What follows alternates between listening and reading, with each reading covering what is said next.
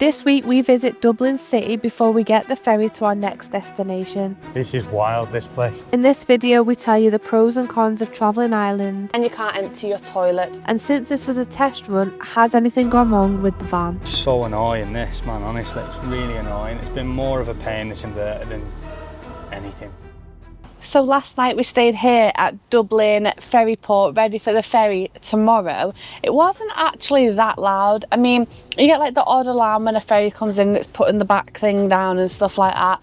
But all in all, we had a pretty good sleep. It is now about 5:30. There is a bus that comes around 6 o'clock and we're going to go into Dublin city centre, which I am super excited about. Hoping Lily actually gets on the bus because online it says it's up to the driver's discretion. Now we have brought her trusty backpack. Lily's actually in a bag. She knows the script. She's all ready. She's so used to this bag now. She just sees it and just jumps in. Hopefully he actually lets us on the bus with Lily in the bag. So I'm hoping so. The thing is, it's not really getting there. It's the problem. It's getting back, isn't it? I mean, it's an hour and a half walk from the centre, so... Worst case. I mean, worst case, it's not horrendous, is it? And it stays like till late as well, anyway. Yeah, we'll be fine. So if you are staying in this park up, the park up's at the actual port thing over there, like the port park. Stena Line, isn't it? That's it, Stena Line. And then your bus is literally just over the road, and you come to that bus stop. Now again, I say this every single time we come to the city. Well, a city. We don't like cities. The only cities that we have... Is he having me on? The only city that we've actually really enjoyed is Edinburgh. 2 tickets, €4.40. The bus ride into Dublin was about 20 minutes. The very last stop took us right into the city centre, so we just followed everyone else as we had no idea where to go. So we're in Dublin and we've got no idea where we're going. We don't know where anything is, do we? But we can see the spire up there. So I think that is going to be first port of call. Yeah, 100%, because it's right there. It's just like a giant needle, I think. It's absolutely massive, isn't it? Isn't it huge? That's the biggest spike I've ever seen in my life. Do you know the Imagine if you fell on needle next to the old bus station? I think size of a lamppost. I think that's what they tried to copy off. Yeah, they tried to copy off that, but they had the Temu version, wasn't it? That is mega high. That's crazy. You wouldn't want to fall on that from a parachute or something, would you? Whoa. Right A bit sore, that, wouldn't it? It'd come out your mouth. Steven Seagal sat on his head, look at that.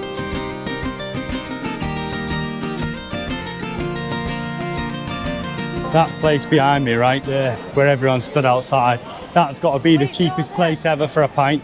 I don't know the price, but if that many people's there, it must be cheap for a good pint, that.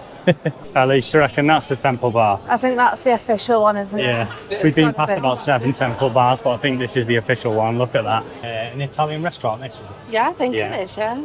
And it looks mega, it looks like so good. What is it going for? The tagliatelle alla bolognese, or in English, spag bol. Ooh, nice. I'm going for the Diavola. It's not fully settled yet, but I used to be a master at splitting the G. I've not had a pint in about a year. Well, I reckon you've gone too far. Oh, so close. No, that's it now. It's right where the line is. I told you, didn't I? Master at drinking. Can you smell that? Cheesy garlic bread. The smell of that's unbelievable. That's so good, isn't it? Really good, watch. Oh, my life. Well, I can tell you one thing. I've not had a drink in a long time. Not even finished it, and I feel like the chair's spinning. Dublin's the only place I've ever been to where I've seen chavs on horseback with a spliff in their mouth. Do you know what time it is, don't you? Well, it has turned black, so I guess it's time to split the G. Split the G. You reckon you'll do it? Yeah. Go on. Oh, yeah, there you are. You're on it. Oh, you got well past. You got well past. Oh. Oh my God. Oh my days, you've done it. Now, come on, guys, look at that. I mean, that looks amazing, doesn't it? Spag bol. That looks amazing, doesn't it? This smells unbelievable, and it's a little bit spicy as well, so I'm going to love that. Right, guys, that food was absolutely amazing. It was really good. Really nice Italian restaurant, so if you are in Dublin, definitely check that Italian restaurant out. It's called Tony's. Tony's, yeah. The one thing in Dublin you're not going to be short of is 1, the crack, and 2, friendly people, because everyone who we've met up to now have been super, super friendly. Oh my days, man. This is wild, this place. So we're just gonna try and get a taxi back now because it's a bit seedy. I just watched a young girl, looked like she was getting surrounded by a load of druggies, and it turns out She was the drug dealer. she was the drug dealer. Could not believe it. They were all shouting it from the other side of the road. Oh my life. We've managed to get a taxi, guys. We're gonna head towards the Stena Line port and get back to the van, eh? Yeah. And we are back at the trusty steed. Back to the van. Not gonna lie, guys, I absolutely love this van. It's so good. We're constantly getting asked, what power banks do we use and why? Now, we use a range of different power banks. We use big power banks with a lot of power and smaller power banks with not as much power, just depending on what scenario that we're in. The one power bank that we've used the most and comes on all of our trips is the All Powers R600. This power bank packs an absolute punch, charges our phones when we're out and about. We can charge our laptop off it, charge our camera gear, pretty much everything you can charge with this. And because it's so small and pretty lightweight, it's brilliant. Now, we had this R600 on our last trip, and we was in France, Spain and Andorra, and we also used it in the roof tent for charging our, for keeping our Ferry lights on and charging our phones whilst on the road. Now, the R600 does have some neat features. When we're out and about, we use our phones as an underwater camera. Now, we all know when you use your phone as an underwater camera, you can't use the charging port on the bottom because you have to leave it about 2 or 3 hours for it to dry. But with the All Powers, we can pop this on the wireless charger on top, knowing that we're being able to take a charge without having to plug it in at the bottom. Now, if you're thinking of getting one yourself, then check out the link down in the description below. Don't forget to use our discount code, save yourself some money, and let us know what you think about the smaller power stations. So this morning, we've got a good few hours before we go and get on the ferry. So we're gonna get out on the bikes. Oh my God, there's something in my eye. And, oh shite. We're gonna go on like the little new coastal route thing that's just next to the ferry port. And it's a lovely day again, so why not? Jordan's here with his helmet on. Safety first. I didn't want to wear it. I got told off. For those of you that are new around here, we've got the Engwe Engine Pro 2.0 bikes. We've got like front shocks. They've got a mid shock as well here, which is cool. Nice little rack on the back. They're quite quick. And it's all on electric as well. So you can actually use the throttle here to go forward. And then you just turn it up. So I just put it on past 3. They are really good bikes. They've held up really well. And we've used them quite a lot. Oh, it feels like it's going to rain. I know. So this is like the start of the new, it's near like promenade walk type thing. It's really nice. Especially when you get further down. This is a lovely bit down here. There's plenty of bins as well. And then this is an area where you can like sit down and just admire that view.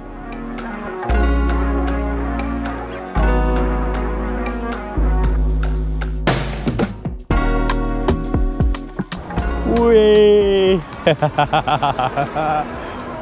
What a cool little ride this is. Really done a good job of it. It's like it's mint all the way down. I wonder how far it goes. See ya! See you later! Out on the road and then onto the next bike lane, which is down here. It's actually quite sick. It's like all over Spain they have these as well, like bike lanes everywhere. We're gonna head towards the petrol station and get some food because I'm starving. The other side looks a little bit blocked off where the lane is, and they have to go down the road and just a bit too much of a trek. So we're gonna go back and hopefully find some food at the petrol station. So we've just gone and got ourselves a Subway meal deal because we don't want to mess up the van for getting on the ferry. So we're going to head back down on that walkway, and there was like that nice seating area, so I think we're going to go and eat our dinner with a nice view. Well, I must say that was a lovely Subway. Absolutely stunning. Bloody stunning. Is my mic on? Yeah, your mic's on. Oh yeah, it's on. Your mic is on. We always forget to turn the mics on. Just all you see when you upload a video, like when we're editing, is like that and no sound. Oh God. Annalise has put a Subway on the bike rack. So we've now called it, instead of the squish sandwich, a squishwich. Squishwich. And we are back, baby. Let's get back to the van, get these bikes loaded up and sort the rest of it out. We can get in the queue in the next probably 40 minutes or something. Trusty steed.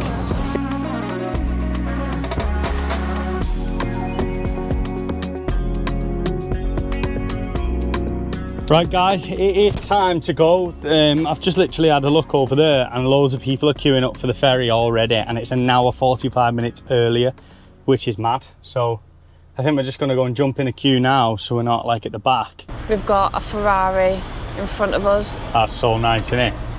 I do think though, if you've got a supercar, you've got to have a bold colour, haven't you? So I've brought all my shower stuff. Well, I've got it all packed in the bag because I'm going to have a shower, because we ran out of water last night and I was like, oh, I really wanted my hair to be nice.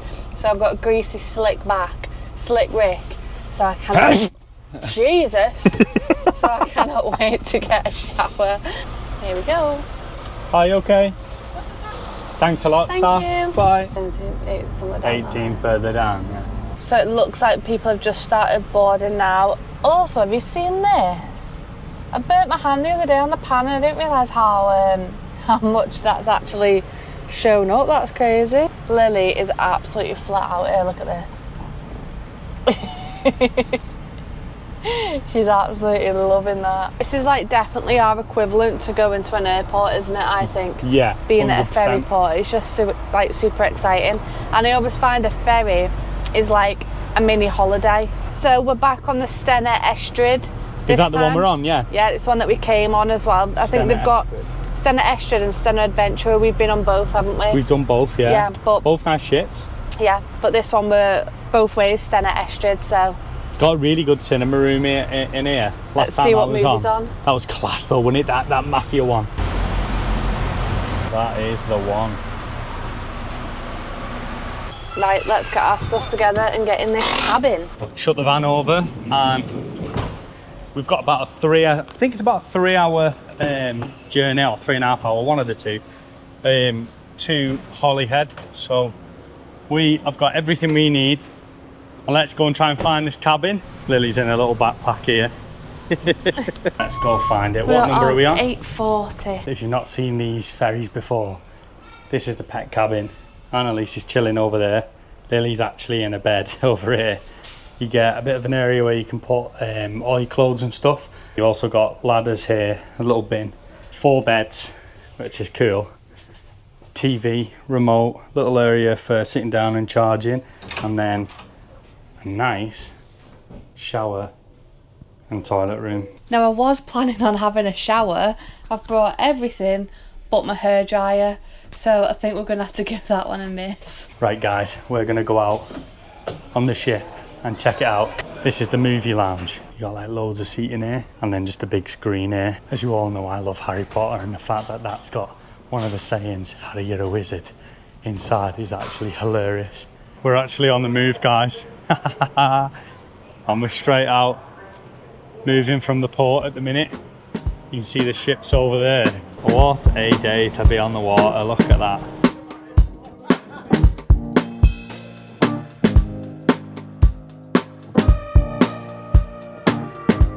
We've just come out the cabin to chill out on deck in the sun with a nice coffee in hand, and Annalise has got a hot chocolate in the sun. I think even though we've got a pet cabin, with the weather like it is today, it's so nice, and these seats are actually really comfy. Even though they're wooden, they're like dead long, so you can like put your feet up and proper chill out. You can lounge on them, can't you? I've also Out for a view. I've got my binoculars just in case we see any dolphins. So I'm gonna head back up to the cabin now and have a bit of a chill, I think. Home sweet home, Lily. So I'm gonna go and have a nosy for duty free, because it is tradition every time we get a ferry that we need to get a Toblerone.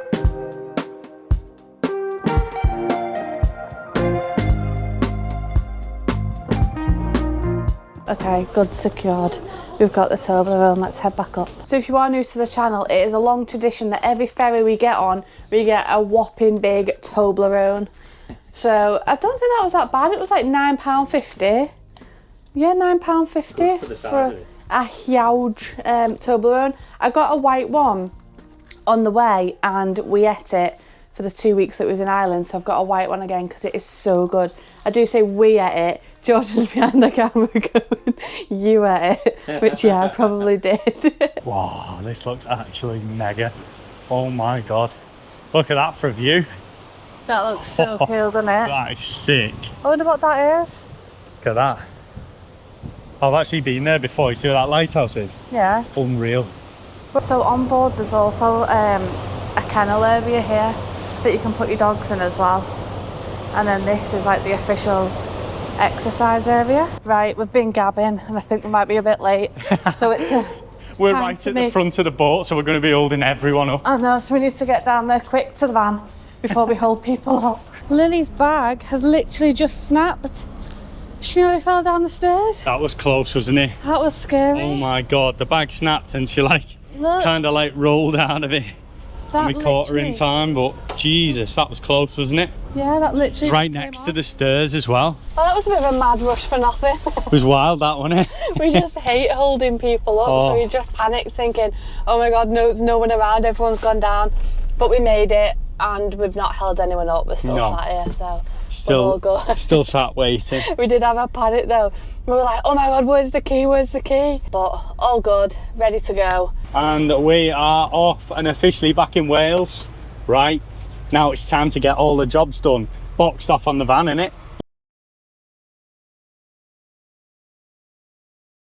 So the first problem was the inverter. Now, when we plug something in high powered, it comes up with an error 4 code. So anything under 1,000 watt seems to be fine. Anything over 1,000 watt, it kind of loses, it's as if it's losing connection and dropping in voltage, and then the error code comes on. So what I'm gonna do, I've got these two new bus bars. We're gonna switch this one out and switch this one out and see if that solves the issue. If not, then we can go down and check the wiring. So I'm going to be replacing them with these ones. I had these for the B2B and I've had them since day one, 4 years. Never really had an issue with them whatsoever. So these are what are going to be replacing the older ones. So let's see how we get on.